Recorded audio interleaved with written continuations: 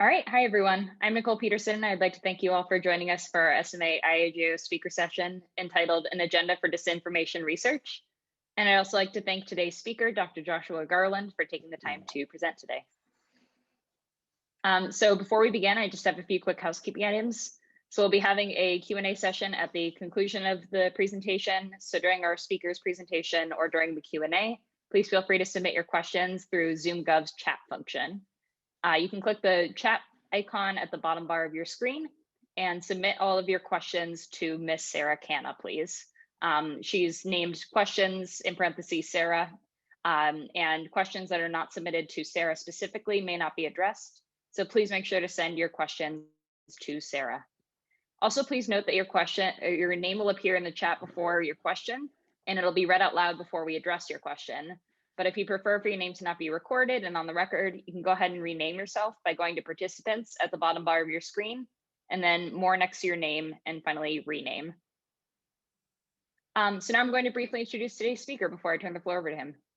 Dr. Joshua Garland currently serves as an Applied Complexity Fellow at the Santa Fe Institute, and his recent work focuses on online human social dynamics, combining social theory, machine learning, time series analysis, and natural language processing.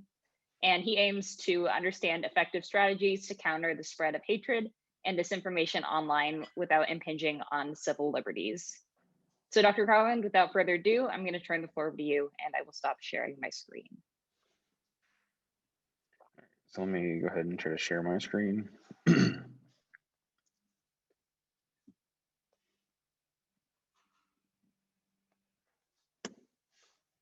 can everybody see those slides? Yes. Okay, great. All right, thanks everybody. It's my pleasure to be here today. I'm really honored to have the opportunity to present the research agenda for disinformation that we came up with. I'll have to admit, like right off the bat, this is a very strange talk for me to give because generally I'm presenting solutions to problems or results of research that I've been doing. And instead today, I'm going to be presenting a bunch of problems that hopefully you all can solve. But I believe that disinformation is one of the biggest problems that are facing our society right now. And so I think it's a really important agenda. Before I go any further, I'd like to stop for a moment and recognize the team of people that I worked with to come up with this agenda. So I definitely did not do this by myself. I was able to work with this wonderful team that has a lot of very diverse skill sets and a lot of diverse ways of looking at disinformation from many different fields across academics and industry. And the group that brought us together is known as the CCC. And CCC is the visioning arm of the Computing Research Association. It stands for the Computing Community Consortium. The members of the CCC are universities, CS departments, and industry labs in North America. You can kind of think of CCC as a bridge between the CS research community and funders of that research and the beneficiaries of that research. So the CCC basically works to promote the health of that enterprise, to figure out where computing research should be in 5, 10, 20 plus years, and then how to get it there. It's a 20-person council and 4 staff. It's funded by a cooperative agreement with the NSF and runs visioning workshops, writes white papers, reports, roadmaps, and uses those outputs to inform the community policymakers. And so effectively, the CCC contacted our group and said, we really need an agenda for disinformation research. That's an important part of like the vision for computer science research going forward, and commissioned us to come up with this research agenda that I'll go over with you today.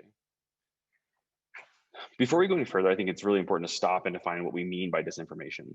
And for this talk, we'll define disinformation as false, misleading, or inaccurate information disseminated with the intent to deceive. As we'll see throughout the talk, one of the biggest challenges in working with disinformation is the massive ecosystem the term encompasses, including synthetic media, memes, political propaganda, false and or misleading claims, conspiracy theories, junk science, fake news sources, and may include things like video, speech, text, and so on. The bottom of the slide here shows just a few of the ways disinformation may present itself. I'd also like to mention that while this research agenda is specifically geared towards disinformation, most of it also applies to misinformation, fake news as well, which are very close cousins of disinformation. And just if people are not aware, disinformation is misinformation with the intent to deceive, and misinformation is just false or misleading or inaccurate information, but it may not be information you intended to deceive your audience. Let's stop for a second and think about why we should even care about disinformation. So it's just a bunch of false claims running around the internet. Why does that matter? The problem is that it's actually a very big problem for US democracy as well as our society, because disinformation erodes trust in the socio-political institutions that kind of form the fabric behind our US democracy and our society. When disinformation runs rampant, we slowly start losing faith in news outlets, scientists, experts, and even our fellow citizens. One of the things that worries me the most about disinformation running rampant within our society is that ultimately it will or has already destroyed our shared reality. I think this becomes very apparent when you look at kind of current political events. So if you looked at the first impeachment of Donald Trump, and if you ended up watching that trial, it was really fascinating because the Republicans and the Democrats really seem to be living in different realities. And so we're both being fed different information sources, which have been distorted or tainted in particular ways. And what that resulted in is the Republicans really living in a different reality as the Democrats. And so you had no bipartisan representation. The same thing's happening right now with the anti-vax, where some people are celebrating the vaccine, the end of the COVID pandemic, and other people think it's some kind of biological weapon that's going to be used for mind control or all these different things, or tracking devices. And I think we really saw this with the insurrection of the Capitol, where there's a group of Americans that really do believe at their foundation, because of the information they've been served, that the election was stolen in 2020 and that Donald Trump is the rightful president currently. And then you have another part of the nation that thinks that no, all the judges verified everything, and actually the election was very fair, it went normally. And so the problem is that you have two completely different realities for these people, and it's a result of disinformation. One thing I'd like to remind the group about, or remind all the listeners about, is that disinformation has been around for a long time. So political propaganda has been an issue for quite some time. It just seems to be getting worse and worse. And why it's getting worse, or having such a big impact on our society, is not really a solved problem. So you could ask yourself, like, okay, so disinformation's been around forever, like even since like the 14th century, we had these political propaganda agendas or political propaganda campaigns. And so why is it suddenly now this existential threat to society where you're kind of tearing apart a notion of a shared reality? One argument is that there's just more of it now. So there's just way more disinformation roaming around the internet. But this is really a point of contention. A lot of people argue that there's actually the same amount of disinformation propaganda, but it's just something fundamental has changed about it. So whether the amount of disinformation has changed is really not a verifiable claim at this point. What does seem to be the case, though, is it seems to be made worse by a lot of the technological innovations that have gone into targeted algorithmic targeting and personalization of social media feeds, for example, or things like YouTube, where these platforms have really done a great job of doing algorithmic targeting. The problem is that these algorithms are optimized for ad revenue and engagement. So as long as they keep you on the platform as long as possible, they can maximize their ad revenue. And the problem is that what they've realized is that disinformation, or things that are kind of sensational or kind of outlandish, are actually increased engagement. So it's actually beneficial for a lot of these social media companies to disseminate or to display disinformation, because it keeps individuals engaged in the platform. I mean, we'll come back to that as we continue the talk. And this is even made worse by coupled with echo chambers and a lack of digital literacy, which is something that will be part of our research agenda.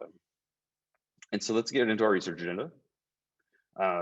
Throughout the rest of the talk, I'm going to outline 6 strategic targets of support and research, including the detection and measurement of disinformation, open research data infrastructures, ethical guidelines, educational interventions, and workforce training.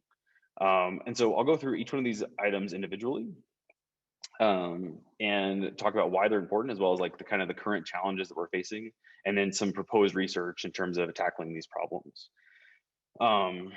Yeah, so let's go ahead and jump right in.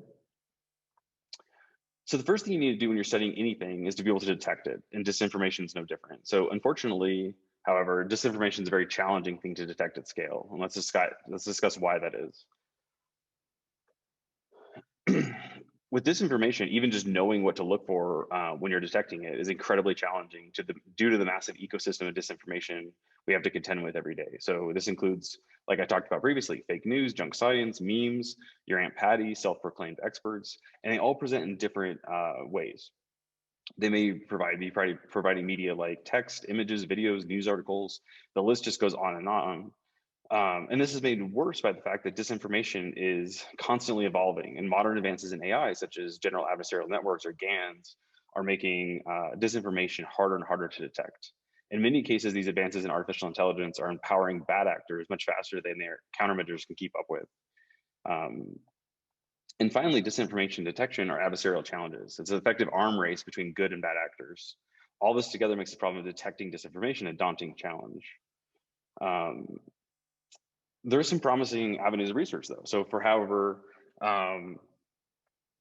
what some people are saying is that like the content itself or the kinds of media is really too challenging for current artificial intelligence to get at. And we'll return back to this in a second. What people have discovered is that they can actually leverage the context and the features instead of the content to get really these nice detection algorithms. And so, for instance, this recent paper in Science showed that disinformation propagates much differently than true information. They kind of found out the worst case scenario, honestly. For example, they found that false news stories were 70% more likely to be retweeted than true stories were. It also takes true stories about 6 times as long to reach 1,500 people as it does for false stories to reach the same number of people. When it comes to Twitter's cascades or unbroken retweet chains, falsehoods reach a cascade depth of 10 about 20 times faster than actual facts. And falsehoods are retweeted by unique users more broadly than true statements at every depth of the cascade.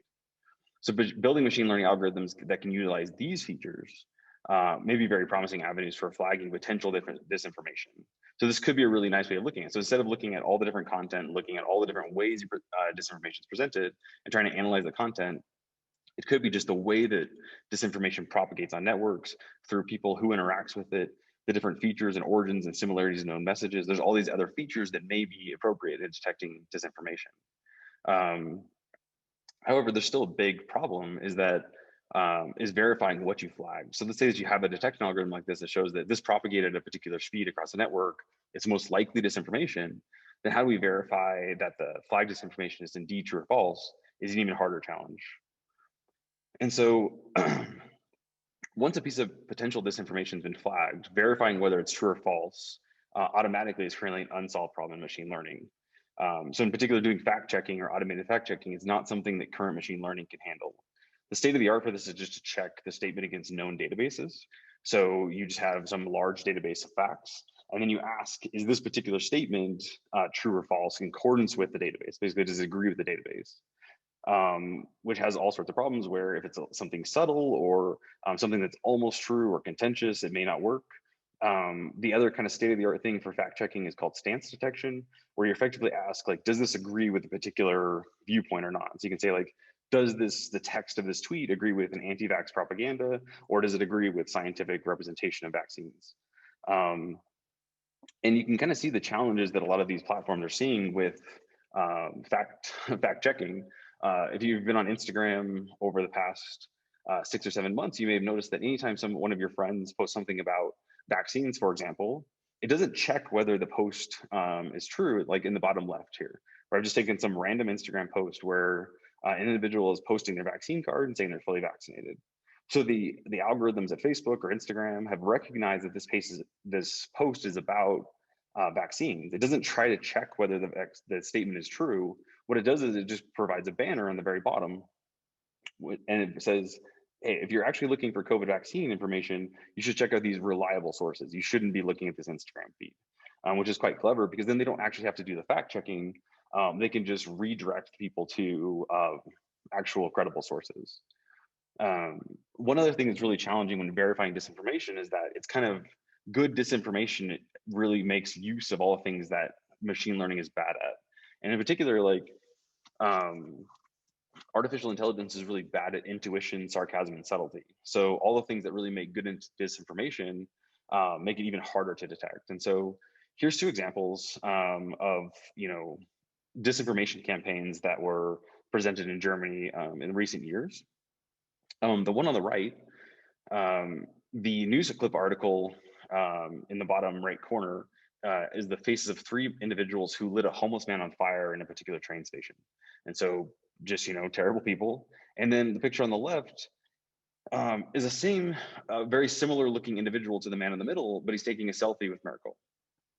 And so what the ad is inferring is that, or is suggesting is that the man in the middle that lit one of these homeless people on fire is actually the same person that Merkel is taking selfies with, and basically just saying that she's like in cahoots with these terrorists.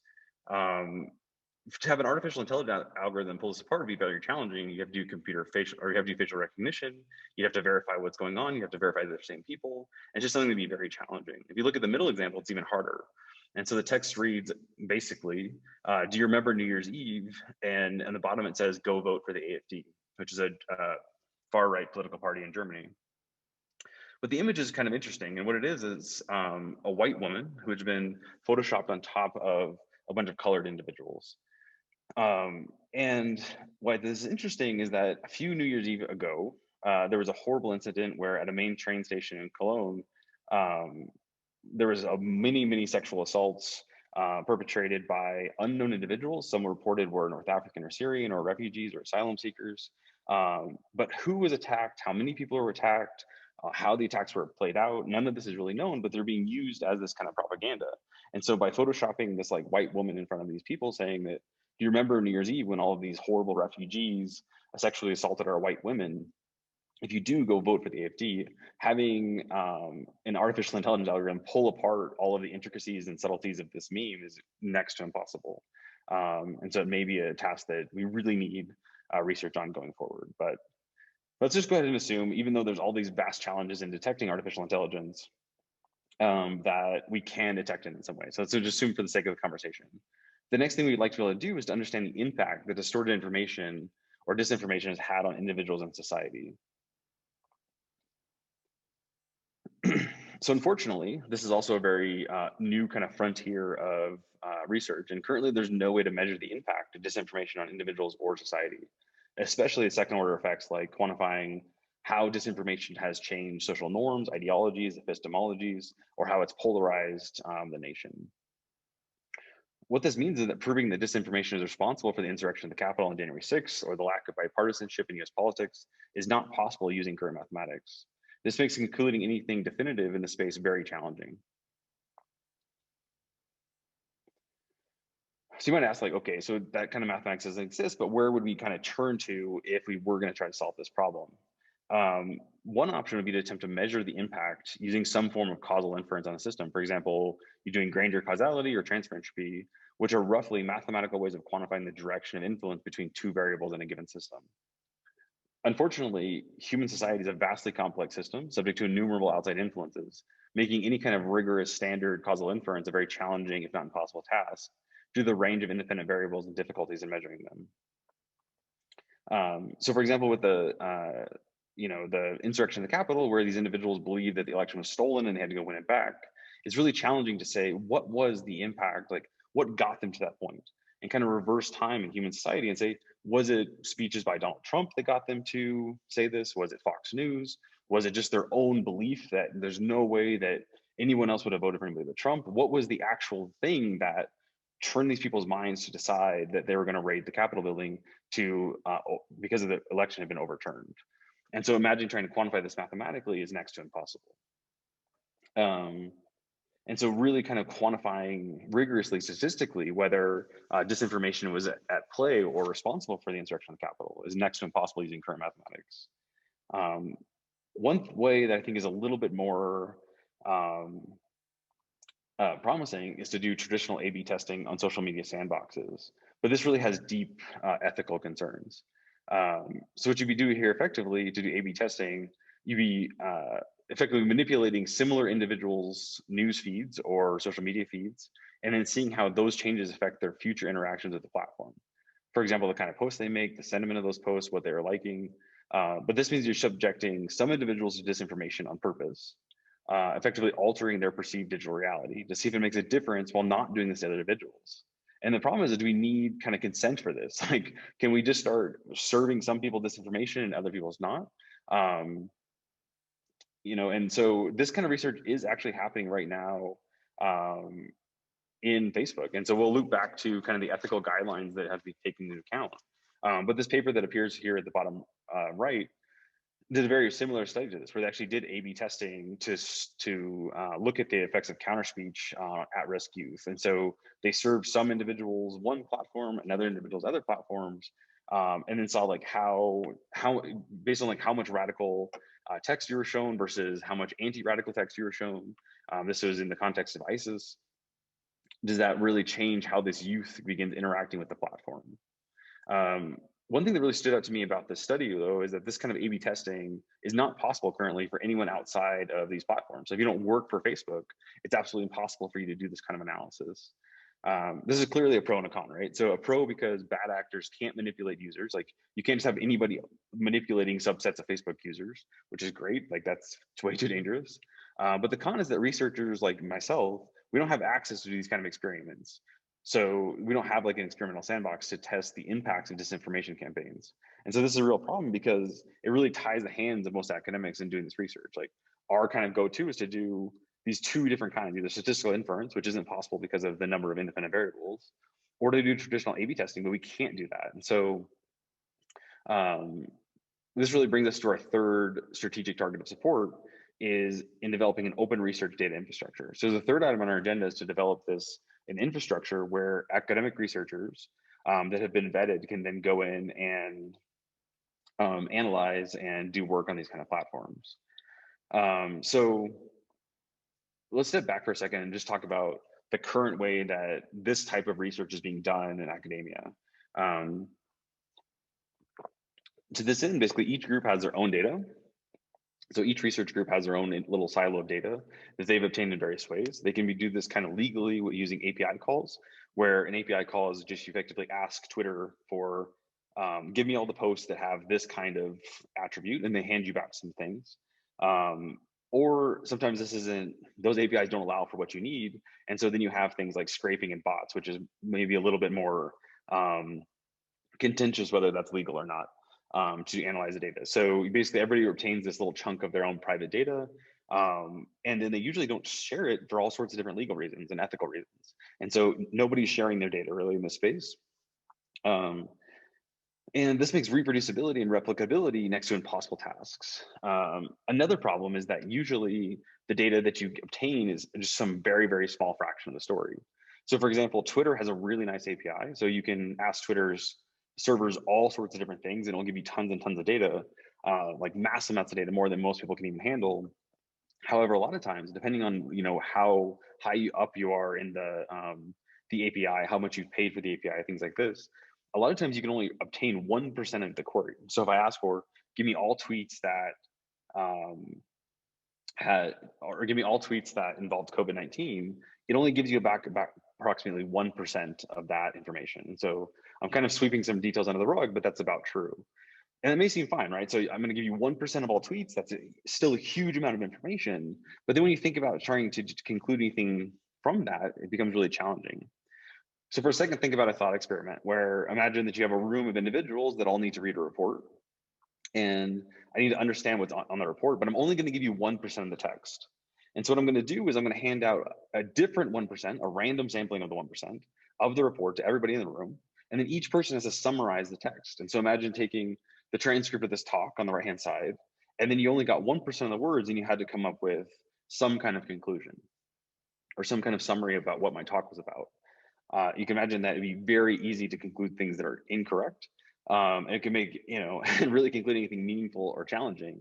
And the reproducibility is crazy because I only got 1% of the image, you only got 1% of the image. They may be completely disjoint. So concluding the same things is really, really challenging. And so what we would advocate for in this research agenda is a common research infrastructure to access data from each platform under ethical guidelines that still protects users' policy or privacy. And this is something that's super hard. The way that you would try to accomplish this naively would be to have each social media platform or each media platform, news outlet, all these different things would have comparable free open AIs with vetted access. So effectively, you have to make sure that you're a legitimate researcher, that you're coming at this honestly, and that you have some real research problem that you're trying to solve. And then the API should be able to give you access to this data in some kind of universally applicable way. Like right now, depending on how much you pay, like you get somewhere between 1 to 10%, for example, with Twitter. So you have researchers that don't have a lot of budget, not being able to see any of the platform really, and then people having massive budgets have a lot more access. And so that's really not fair. The other thing that'd be really nice that we advocate for in our paper is protocols in large scale infrastructure so that citizens, so just normal researchers, can go ahead and contribute their data silos basically for research in a secure and privacy preserving manner. This obviously comes with real challenges, though. I'm not naive enough to think that we can just open up all the data and say good luck to everybody. Opening up an infrastructure like this, where you have a social media sandbox, has a bunch of really legal, ethical, practical challenges in building this kind of infrastructure. Just like a few kind of questions that may come up with this is, like, how do you ensure that bad actors are not allowed access to the platform? Who controls access? What is the vetting process? And then how do you, I think probably the most important, the most challenging aspect of this legally and ethically is, how do you maintain users' privacy as well as the right to be forgotten? So, say that I had a really bad fall because of COVID. I got really angry at Asian Americans, and I started posting a bunch of racist things because I lost my job and I want to blame it on the Asians that brought the virus. Um, and I posted a bunch of nasty things on social media. And then in January, I wake up and realize, like, no, this is just this horrible event that happened, and I want to go back and delete all my posts. Then how do you have the right to be forgotten? How do I have the right to go back and delete all the posts that I made because I realized I was wrong? But all of this stuff is being stored in some public database. And now from now on, I'm some really racist person. The other thing is that people are not usually volunteering to be part of an experiment. So thinking about user privacy in an open infrastructure standpoint, that means if you ever post anything to social media, then all of academia could then utilize your text for the research that they're trying to accomplish without your consent. And what this really comes down to is, like, we need new ethical guidelines um, for studying these digital problems. And so let's kind of think about the next item on our list would be to think about the ethics of doing this kind of research and kind of what the current guidelines are. And so the current standard for human subject research is the Belmont Report. This was completed in 1978. The problem is that in today's digital world, it's really unclear how the Belmont Report applies. So how this extends to doing research in the digital world, or applying this to, for example, doing research on Twitter. It's really unclear. And basically what you end up doing is that each individual organization, so each individual college, university, think tank, tech firm, basically just interprets the words of the Belmont Report and tries to apply them in a digital way. And this becomes really challenging because, so let's look at a couple of examples and think about how the Belmont Report would apply. So the first one, the one on the left, is called the redirect method. This is something that has, I think, deep ethical concerns, but it's not something that's really covered in the Belmont Report. And so what you do with the redirect method is that if someone searches for something dangerous on your platform, then that you redirect them to something that's less dangerous or less perceived danger. And so, for example, if I were to go on Google and search for how do I kill myself, then the redirect method would then, instead of providing me methods to kill myself, it would then present me with the suicide hotline. Here's a way to get to a counselor. Here's all the reasons you shouldn't kill yourself. And so in this case, it seems really kind of benign and something that's like useful for society and may actually save people's lives. And so in the disinformation realm, this might be something like you're searching for like COVID-19 tracking devices or vaccine tracking or things like this. And instead of giving you vaccine tracking misinformation on YouTube, instead of providing what you asked for, it's then going to turn around and provide something that you did not ask for. It's going to provide things like CDC information, actual facts, scientifically backed reports. The problem is that when this kind of becomes a slippery slope, when countries like Indonesia would like to, when you search for homosexuality, for example, instead of providing homosexuality results to you, it wants to provide you all the penalties that the Bible puts forth, or the local religion puts forth against homosexuality. And so where do those ethics kind of play in, and how do you do this kind of thing in a great way? And so another thing that's come up quite a bit in my research is how much of public Twitter sphere or how much public social media posting can you utilize in your research? And do you need the consent of the people in the posts to use those and make causal conclusions? So for example, here's a tweet by AOC and somebody responding. And some people argue that, or some institutions argue that if you have a publicly verified, like public individual, like the president of the United States or a congressman or a senator, you can use all their text because it's publicly available. And so that's sort of the public record, and you can use that with any consent. Where it becomes strange is that, what about the people that are applied to them? So you want a more full story. I want to not only want to see what AOC said and whether she's spreading misinformation, but I also want to see how the people that read her tweets are being affected. And it's very unclear whether then I need to censor or hide the identity of these people who have publicly posted on someone's public profile. And so these kind of questions are not really taken into account in current ethical standards like the Belmont Report. What we're advocating for in this fourth research initiative is for US policymakers to really commission a report of the similar impact of the Belmont report, but updating how its ethical principles should be interpreted in the current digital world. So these kind of guidelines we would ask be ensure for transparency, fairness, and minimization of harms in this necessary research agenda. And there's actually been several efforts outside of the United States to begin doing this. So for example, the European Union just commissioned a report or this white paper on AI and trust and excellence in AI. And so what are the things that we should do to be able to trust artificial intelligence as it goes forward in our society? Canada also did something very similar that'd be worth looking at in this agenda or this realm. The first 4 items on this list may not, like one thing we're gonna have to face as a society is that the first 4 items on this list may not be enough to solve the disinformation problem. And what we may need to do is educate our society. So this is a socio-technical problem. It's not something that some one fix all artificial intelligence algorithm is gonna go through and fix for us. What we really need to do is educate citizens to deal with the evolving digital landscape. And so what we advocate for is doing this through educational intervention. Effectively, we need to prepare citizens for dealing with the modern computationally accelerated and algorithmically driven information environment. It's commonly believed that a lack of digital literacy is what's led to the large-scale polarization and conspiracy theories that run rampant in the United States, such as anti-vaxxers, flat earthers, QAnon, things like this. And the question is, what are the best possible educational interventions to kind of reteach people how to deal with the digital landscape? And so, you know, the interventions that I've seen so far kind of fall into 2 categories. One is like how to critically think about the posts that you're seeing, how to interact with the posts you're seeing. And the others are to debunk current disinformation. So one thing would be to do is just to post something like the post on the left, which are trying to debunk COVID-19 misinformation.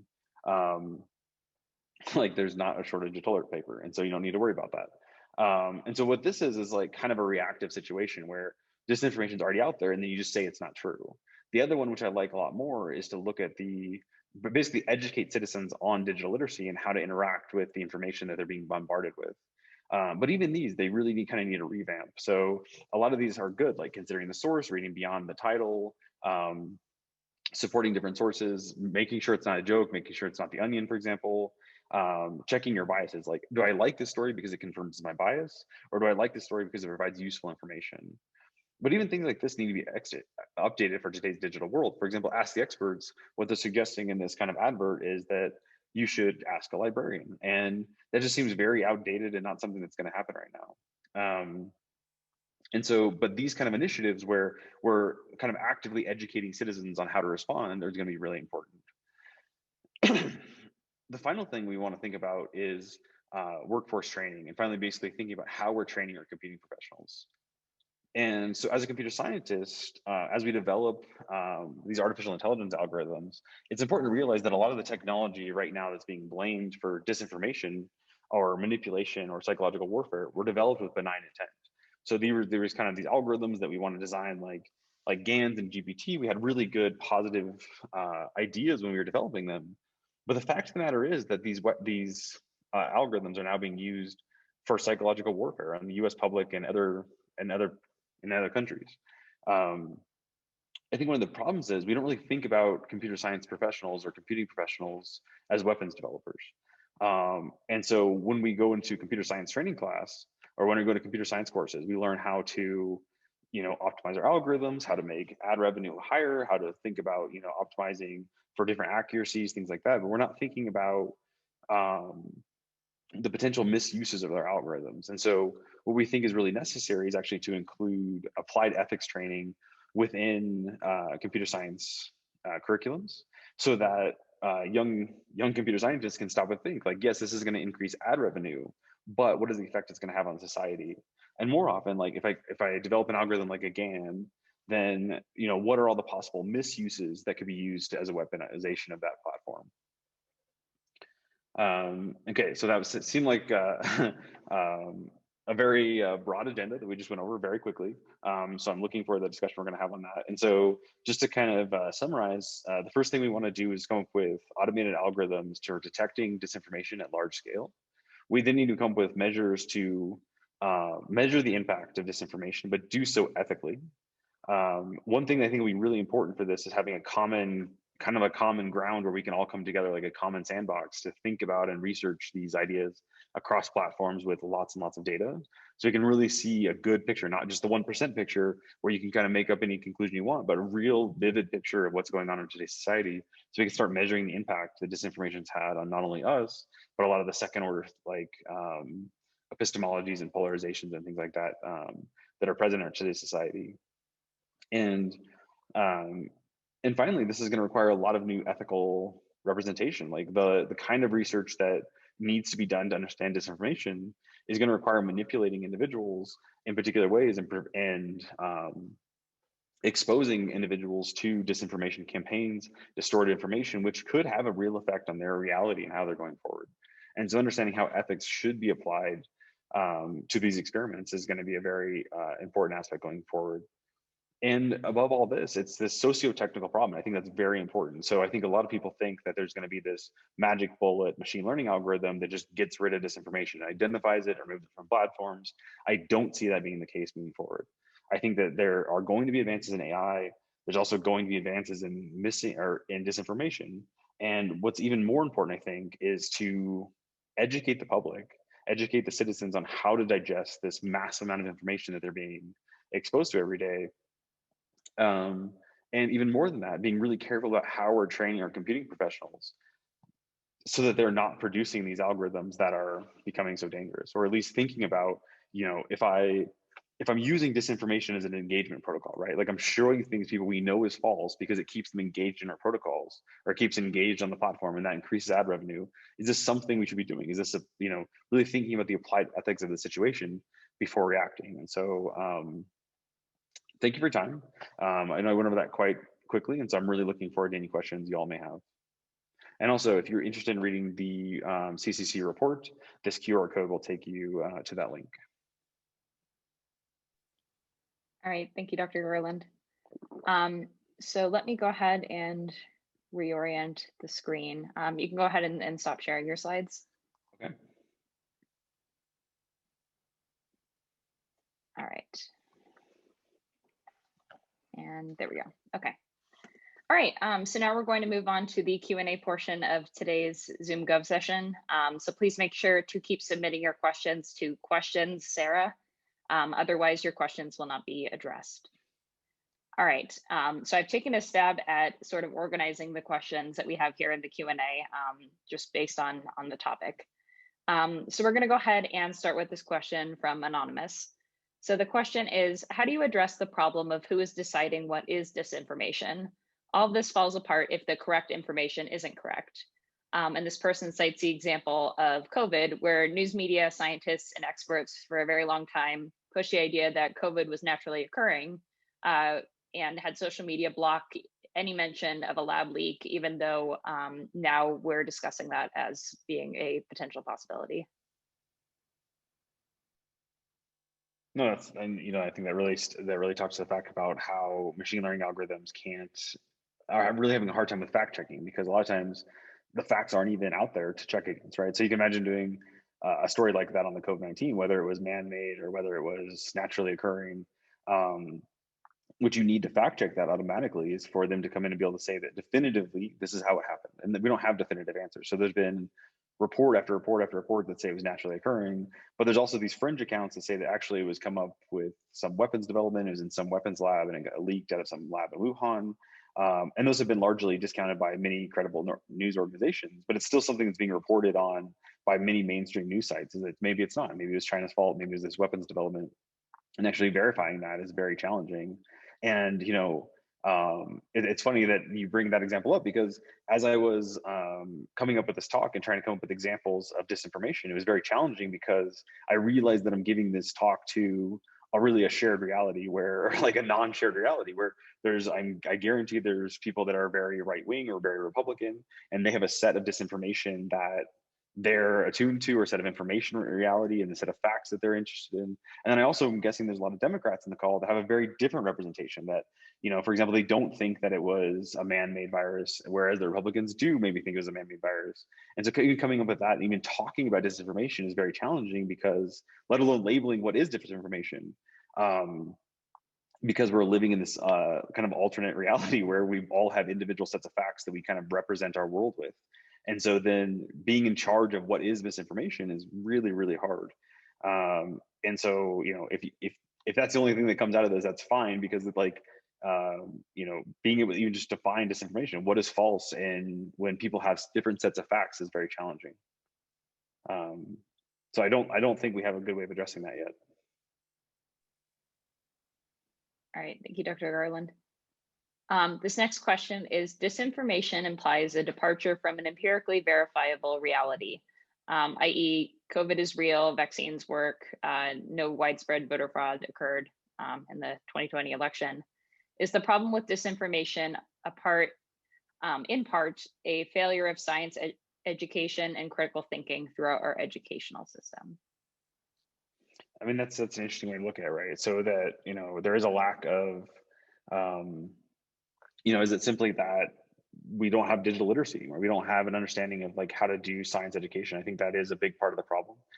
Science education in this country has really diminished in the past years. And I think that people don't really understand how to navigate scientific articles. They don't really understand how to navigate just the sheer amount of information that's out there. I think the other thing, though, is that we have a big generation of people, especially older generations, that didn't grow up when this information avalanche age, where you get on everything. It's like you get on the news, you get on social media, you get on all your different news feeds and these sensationalized headlines, and even training these older generations on how to really interpret this massive amount of information is very much of a challenge. And especially when they're constantly being manipulated. And so you have these people where, you get on and it's that you're kind of slowly being right leaning, or you're leaning towards something like QAnon. Then the platforms, in order to keep you engaged in the platforms, are purposely pushing you farther and farther in that direction. And then you're not educated on the way of saying like, oh, this is actually garbage information. This is true information. And so, yeah, I think it's a problem with the way that we're doing educating and scientific literacy, but also how to do digital literacy, which I don't think is something that was ever taught to older generations, and something that's very limited in how it's taught in current generations, although that is changing. So I'm encouraged to see that a lot of the nieces and nephews and things like that that I have contact with, or daughters of friends and or sons of friends, they're actually having digital literacy training within their educational programs. So I think that'll change, but the current policymakers, lawmakers on both sides didn't really grow up in a digital literacy background. And so I think that is causing a lot of problems, as well as the scientific education as well. So going back a little bit to your discussion of political parties and their impact on the disinformation situation, Scott Tousley has asked if we should research disinformation versus propaganda in the U.S. Domestic context, where major political parties and their proxies are involved. Yeah, no, I think this is it's something that I avoided a bit, just because it's quite contentious. But one of the big problems, I think, is that with disinformation, you're going to have these disinformation ecosystems, like QAnon, where all these different conspiracies are getting pushed out. And then if it was just on your social media feed, and only time you're ever hearing these kind of outlandish things, like, I don't know, 5G causing cancer, or 5G is killing people, then that's fine. You're only seeing on social media. But then now what we're seeing is that politicians on both sides of the aisle are picking up these disinformation and then stating it as if it's true. You're having main news sites that are picking up and stating it as if it's true. And so it's really this like trifecta where all elements of society have kind of coerced into these two alternate realities, different facts, and those politicians are propagating whatever information they're seeing on their social media feeds and their news articles and their main news sites, and the other side's doing the same, and it's just pushing us farther and farther apart. And really now we can't even agree on what are common shared facts. And so absolutely, this is a problem where the president's tweeting misinformation, or congressmen or senators are reporting misinformation, and they're treating disinformation as if it's true on the Senate floor, or doing impeachment or during impeachment trials, or during confirmations of elections. You really see that the disinformation that was just sort of this thing that happened in the digital world is now bled into our entire political sphere, and now it's being kind of confirmed and propagated by these politicians. Which makes it even worse, because it's like, oh, I just read this thing about QAnon, and now an actual congressman, somebody that's an upright, standing, leader and somebody I should believe in, is now saying these exact same lies. So maybe they are true. Maybe I should think about them. And that is absolutely a huge problem. Um, and I think that that's one of the things that we really need to understand is that disinformation is not a technical problem. It's not a computing problem. It's a socio-technical problem where you have these technical aspects and you're propagating misinformation at very high speeds. But then you also have politicians and lawmakers and policymakers picking up that disinformation and then propagating it as if it's true facts without going back and verifying it or verifying it against their set of facts.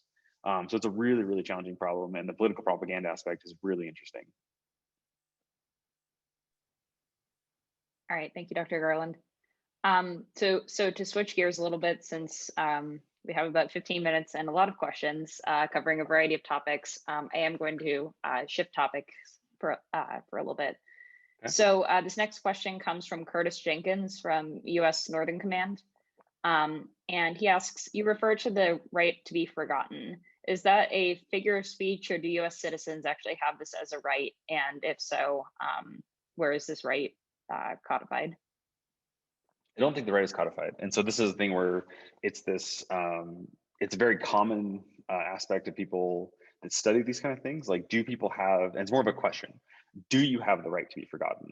And so if I, you see these articles where, you had some Google engineer or Facebook engineer that in, 10 years ago, they posted some anti-racist or anti-Semitic post on their Twitter, and then they've since gone back and deleted it, but it gets kind of dug up in the Internet Archives.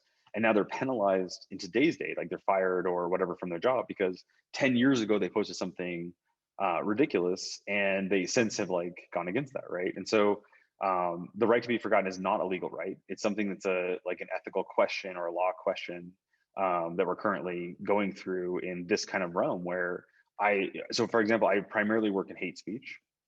And I follow several neo-Nazi groups. And so I'll go through and I'll collect all of the posts from these neo-Nazi groups or very far, what they call radical right or alt-right groups. And I have all their posts. And then so I have all these posts where these generally young men, predominantly young men, are posting very, very racist things, very Semitic things, very like provoking violence against immigrants. And then who's to say that one of them doesn't wake up one day and be like, what am I doing? This is horrible, and goes back and deletes everything, but it's already in my database. I've already marked them as a part of the neo-Nazi group. And then should I give them access? So then the problem is like, I have this huge database of hate speech. Should I give that to anybody else? Because I don't know how to maintain it. I don't know how to go back and say, oh, this guy, he woke up and decided not to be a Nazi and deleted all that. And so it's not codified, but it's something that I think should be included in something like a new Belmont report. Where you kind of talk about the right to be forgotten for these individuals in an open infrastructure. All right, thank you. The next question is, building on the question about who decides what is correct, how do you prevent gatekeepers of the truth from themselves threatening democracy? In other words, is there a way to democratize the process so that power is distributed and not consolidated into a very small portion of the population? No, absolutely. I mean, the idea of who gets control of what is true is very, very challenging. I think that's why some of these ideas that like Instagram and Facebook have done, I don't agree with a lot of things Facebook does, but in this regard where, this is a contentious topic, or this is a topic that is still up in kind of the public debate sphere, I'm just going to mark it as like, you probably don't want to listen to this random person. Instead, go to these actual reliable sources like the CDC. And unfortunately, in today's day and age, even knowing what, like defining what we're so polarized and we've become so separated in our realities that even saying like, what is a shared fact is not possible. And that's absolutely insane to me that, in the past 4 years, we've eroded like our socio-political or our trust in socio-political institutions so aggressively that we can't even say that like the CDC or the WHO are valid facts, right? And so I really enjoy talking across the aisle. And so I land on one side of the aisle. I have a lot of family that lands on the other side. And we were talking about a particular topic. And I said like, and they said, no, this thing that's true. Something about Biden being a child molester. And I said, okay, well, here's like Snopes, like a fact-checking website. And they said, no, I'm not looking at Snopes. That's liberal propaganda. And I said, okay, look at this other fact. And like, no, that's liberal propaganda. And any fact that I would bring up or any article or news source or scientific evidence, even with the stolen election, that like every court in the land decided it wasn't stolen. Yeah, but that's just because that's liberal propaganda. And that's just the liberals that wanted you to think this way. And so you have a completely shared reality. And so the problem is if we don't come back as a society and decide that like, scientists have some kind of authority and facts are some kind of standard thing we agree on, and then we debate policy on top of facts, then we're gonna have a real problem. And so I think coming back and starting to trust again the socio-institutional infrastructure that we've trusted for the entire time we've been a democracy, we're going to be in big trouble. And so it's sort of kind of answers your question, but it's a very hard question.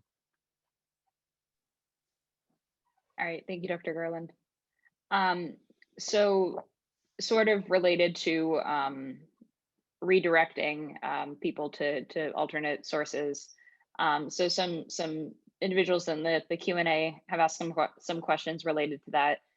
So one of them asks, redirecting, this person thinks that redirecting is frightening, and that you're putting total control of information into the hands of a very small group of people. So how do we not, how can we prevent redirecting itself from being abused, from destroying free speech, and from creating totalitarianism? It's a great question. And I completely agree that redirect could be used as a weapon. It could be used as some way to kind of polarize people, to have like these information environments. And I mean, the interesting thing I think is that, you know, a lot of these technologies, like I was talking about, are created with benign intent, right? So let's stop having young men who are, you know, at risk to becoming radicalized by ISIS, for example. If they're searching for Islamist propaganda, then, or ISIS propaganda, then redirect them to something that kind of takes them down. Or somebody's looking for suicide, or they're looking for, where do I find opioids in my social media network, or things like this. You redirect them to get the help that they need, right? So this is really benign. But like what I try to point out, this is really, really challenging, where these redirect methods, there's deep ethical concerns where who gets to redirect and what they get to redirect to.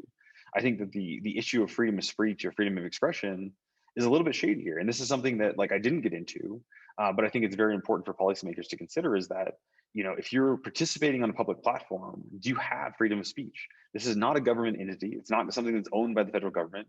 And it's not something that says that like you have complete freedom to do anything you want on a public platform.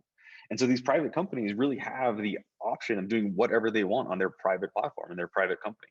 And so if they want to delete hate speech off their platform, or they want to propagate misinformation, or they want to redirect search, this is not an issue of freedom of expression, freedom of speech. It's an issue that you're using a product, you're using some company's product, and they're choosing to do something with that product.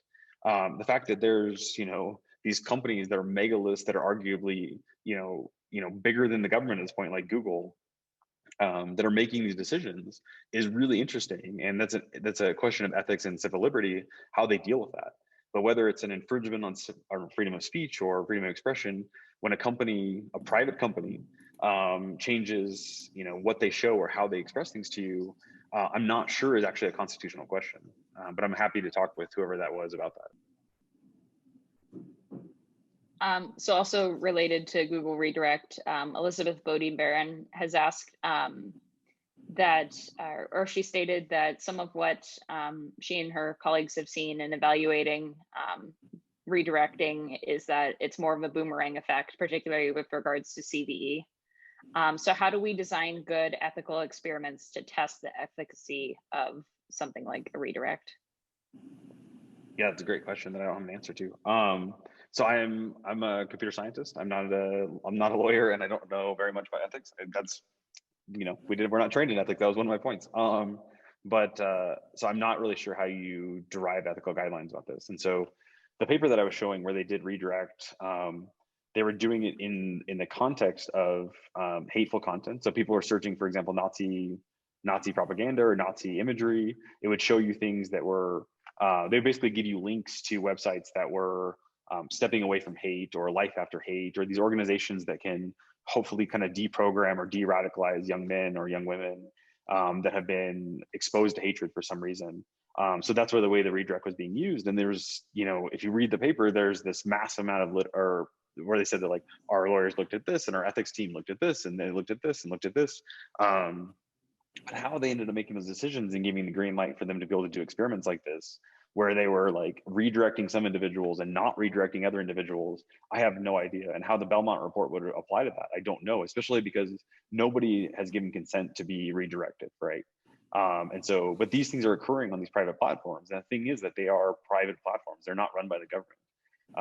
And so, it's their choice whether they're doing ethical things. Like it's, just like when you give all your information to Facebook and they start selling it to everybody, that's their choice, whether that's ethical or not. You consented to give them that information. You consented to be on the private platform. So what they do with you as their product is really up to them and nobody else. And so it's a really challenging problem. I agree redirect is really interesting. And it's really challenging legally and ethically. And it's something policymakers, I think, should look at. All right, thank you, Dr. Garland. So I have two questions that I want to conclude on, but I know that there are quite a few more questions in the Q&A. So feel free to just shoot me an email at npeterson@nsiteam.com if your questions have not been addressed during the speaker session, and I will be happy to forward them to Dr. Garland. But the second to last question that I want to pose to you is from Ryan F. And the question is, I feel like an overlooked facet of the issue is that some people are willing participants. Some people believe disinformation because it's what they want to believe.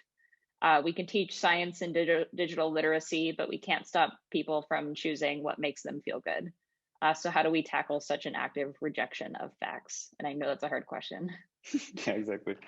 No, you're right. Like a lot of people are they have some bias about the world and they're going to take any fact that they can kind of scrape up to support that bias that they will. And like, you can't, something like, my family would say, like, you can't fix stupid. Like if someone wants to be like stupid like that and just, decide that I'm going to believe a bunch of misinformation because it supports my bias, I'm not sure that you can undo that, right? Like, I'm not saying we should start controlling citizens to only believe the truth and some kind of like, archetype of truth that I have decided or that Facebook has decided is reality. And so, yeah, that's the socio side of the problem. And so I think that psychologists and sociologists should really be thinking about that problem. And I think it really touches on that. There's a lot of aspects of this that are not computing problems. This is socio-technical, and people from psychology, sociology, philosophy need to come in and help us understand, how do you understand individuals that would rather believe things that are not true than that are true. But it's not something as a computer scientist I can solve. All right, thank you, Dr. Garland. So the last question I'll pose is from KP Nunez. And the question is, do you feel that purposeful collaboration with a real person who has an opposite viewpoint on issues in real face-to-face interaction can help contribute to the 6 problem-solving strategic ideas that you posed? So I understand the question basically is like, should we talk across the aisle? And can that help with the disinformation?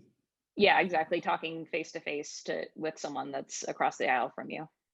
I think it's a great idea. I think I try to participate in that all the time. A lot of my family is in the Air Force and very right-leaning, and they have very different understandings of what's happening in the U.S. political system right now. And very actively, I will speak across the aisle to them and say, how are you understanding this idea? How does this make you feel? When they said this, what does this happen?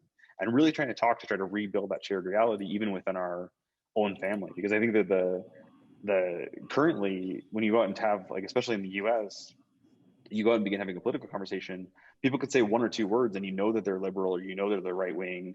And as soon as that happens, the conversation usually just stops. Like, we cannot speak to each other because we don't even have shared facts. Like, anything you say, I'm not going to believe. Anything I say, you're not going to believe. And that's absurd. You can't have a democracy or a society where ideas can't be discussed and represented. And I think what we need to come back to is having a shared set of facts. And this disinformation campaign that's happened over the last 5 years has completely eroded that away to the point where we don't have a shared reality. We don't trust, some of the groups don't trust scientists. They don't trust experts. They don't trust this side of the news, and they don't trust this side of the news. And like, trying to come together and having a meaningful conversation is next to impossible in this environment.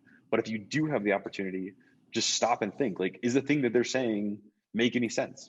Does it agree with your perception of reality? Can you talk to and say their perception of reality and kind of talk across that? Can you kind of come to a merge place where, like, maybe we don't agree on these 10 facts, but there's one fact we do agree on, and talk through it from that basis. And maybe then you can add a couple more facts that you agree on. I think that's very, very vital and could help in this a lot, for sure. So I think that was exactly what the questioner was getting at in the question, was just the ability for anyone to talk across the aisle to get to the shared reality that we all need. Yeah. Okay, so with that, I'm going to wrap up today's Zoom Gov session, but thank you everyone for tuning into today's presentation. And thank you so much, Dr. Garland, for your time today and for the insightful brief and Q&A session. So thank you again, everyone, and have a great rest of your day.